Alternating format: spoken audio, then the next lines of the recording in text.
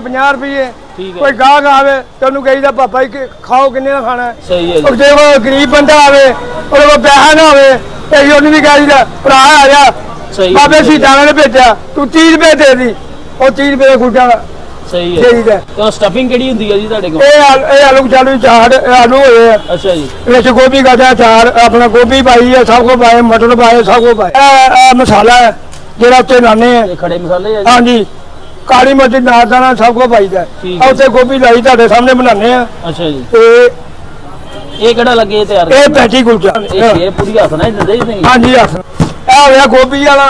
ਠੀਕ ਹੈ ਜੀ। ਅਸੀਂ ਆ ਮਸਾਲਾ ਲਾਈਦਾ ਵਾਹ ਜੀ ਵਾਹ। ਹੈ ਇਹ ਥੋੜੇ ਆਲੂ ਲਾ ਦਈਦੇ ਪੈਟੀ ਕੁਲਚੇ ਦੇ। ਠੀਕ ਹੈ ਜੀ। ਆਲੂ ਜਿਹੜੇ ਪੈਟੀ ਕੁਲਚਾ ਹੁੰਦਾ ਉਹਦੇ ਵਿੱਚ ਪਨੀਰ ਵੀ ਪੈਂਦਾ ਕਾਜੂ ਵੀ ਪੈਂਦਾ ਸੌਂਗੀ ਪੈਂਦੀ ਸਭ ਕੁਝ ਪੈਂਦਾ। ਠੀਕ ਹੈ ਜੀ। ਕੋਈ ਖਾਣ ਵਾਲਾ ਨਹੀਂ ਹੁੰਦਾ ਕੋਈ ਖਾਂਦਾ ਕੋਈ ਨਹੀਂ ਖਾਂਦਾ।